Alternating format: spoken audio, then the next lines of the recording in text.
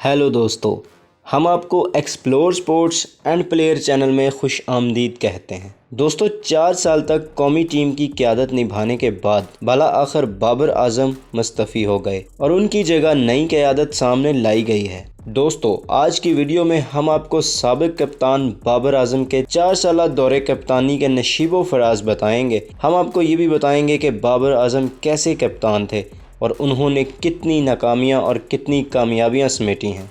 तो आइए चलते हैं आज की वीडियो की तरफ। दोस्तों, बाबर आजम के 4 साला दौर पर नज़र दौड़ाई जाए तो नुमायां तरीन हकीकत ये उभर कर सामने आती है कि T20 फॉर्मेट में सरफराज अहमद के बाद वो पाकिस्तान के दूसरे कामयाब तरीन कप्तान रहे, बल्कि उनकी फतूहात ज़्यादा खुशकुन रही हैं कि सरफराज के बरअक्स उनका शेड्यूल कदरे तवील और निस्बतन कठिन था।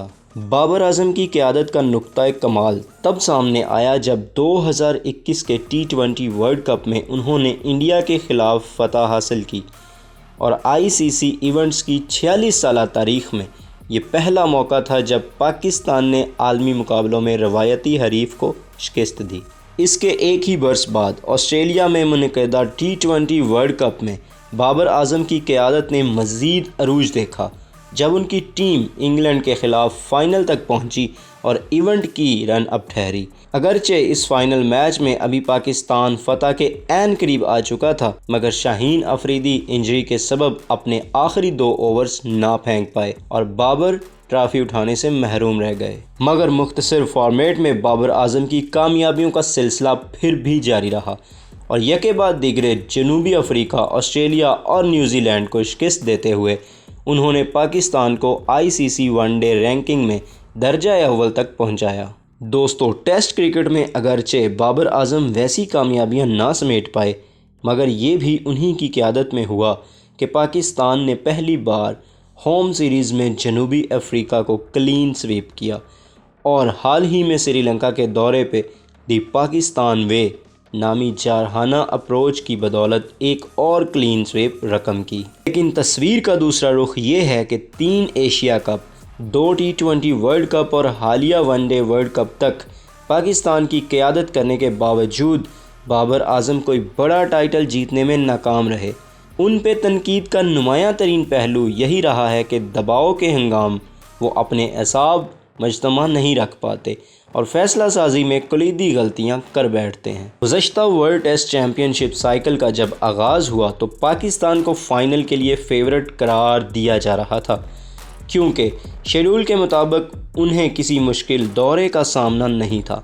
घर से बाहर बांग्लादेश और श्रीलंका जैसे आसान हरीफ मुहैया थे, तो ऑस्ट्रेलिया, न्यूज़ीलैंड और इंग्लैंड जैसी मुश्किलों का सामना करने को होम कंडीशनर्स की सहूलत मैसर थी। ऑस्ट्रेलवी सरजमीन पे कोई टेस्ट मैच जीते पाकिस्तान को 2 दहाइयाँ बीत चुकी थी और मतवक्के ये था कि होम ग्राउंड्स पे पाकिस्तान ऑस्ट्रेलिया के लिए एक सख्त हरीफ साबित होगा, मगर बाबर आजम की फ़ैसला साजी अहम लम्हात पे ख़ता खाती रही और मुदाफ़ाना हिकमत अमली के सबब पाकिस्तान ऑस्ट्रेलिया से सीरीज़ हार गया। बेन स्टोक्स की क़यादत में जब इंग्लिश टीम टेस्ट सीरीज़ के लिए पाकिस्तान आई तो बेंस बॉल की तनख्वाही के सामने बाबर आजम की फ़ैसला साजी एक बार फिर आश्कार हुई और तारीख़ में पहली बार पाकिस्तान को होम ग्राउंड्स पे क्लीन स्वीप की खुफ़त से दोचार होना पड़ा। न्यूज़ीलैंड के ख़िलाफ़ टेस्ट सीरीज़ अलबत्ते कदरे बेहतर रही कि पाकिस्तान शिकस्त से तो महफूज रहा, मगर साथ ही ये हकीकत भी बुरी तरह खुलने लगी कि जब चैम्पियनशिप के इस साइकिल में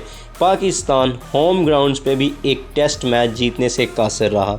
जब इंग्लिश टीम 7 T20 मैचेस की तवील सीरीज़ खेलने को पाकिस्तान आई तो वहाँ भी टीम सिलेक्शन और फ़ैसला साजी के लायानी रुझानात के सबब बाबर आजम सीरीज़ जीतने से माजूर रहे और हालिया वर्ल्ड कप में ये खुफ़त भी पहली बार पाकिस्तान को नसीब हुई कि इवेंट में 5 मैचेस हार गया।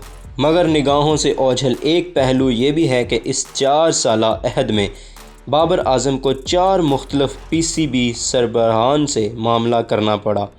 इसी तरह कोचिंग सीट अप में भी तब्दीलियों की भरमार रही और 3 हेड कोचेस की यकसर अलग अलग सोचों से निपटना पड़ा। जब 2019 में एहसान मानी ने मिसबाह हक को कोचिंग की जिम्मेदारी सौंपी तो उन्हें अगले 10 बरस के लिए टीम तैयार करने का टास्क दिया गया था, جہاں تجربات کے نتیجے میں کچھ ابتدائی ناکامیاں متوقع تھیں، مگر 2 برس کی ریاضت کے بعد اسی مینجمنٹ کے تحت بابر کی قیادت میں پاکستان جنوبی افریقہ کو ٹیسٹ سیریز کلین سویپ کرنے اور آسٹریلیا کو ون ڈے سیریز ہرانے تک پہنچ پایا۔ مگر پھر رمیز راجہ چیئرمین ہوئے اور ان کی مطلون مزاجی نے وہ رنگ دکھائے کہ کوچنگ سیٹ اپ میں ایڈ ہاک تبدیلیوں، پچز کی تشکیلوں اور سلیکشن کے نئے تجربات کی بدولت ٹیسٹ کرکٹ میں پاکستان کی ناکامیوں کا ایک نیا سلسلہ چل نکلا۔ اس میں شبہ نہیں کہ بابر اعظم کی قائدانہ صلاحیتیں قابل بحث تھیں اور کچھ اہم ترین لمحات پہ ان کے آن فیلڈ فیصلے بھی پاکستان ٹیم کو بہت مہنگے پڑے، مگر بابر سے کہیں زیادہ مہنگے فیصلے ان پی سی بی سربراہان اور انہیں مقرر کرنے والے وزرائے اعظم کے تھے جن کی بھینٹ بابر کو چڑھنا پڑا۔ تو دوستو، یہ تھی ہماری آج کی ویڈیو۔ امید ہے آپ کو ویڈیو پسند آئی ہوگی۔ پسند آئی ہو تو لائک اور شیئر لازمی کیجیے۔ ملتے ہیں اگلی ویڈیو میں۔ Thank you so much.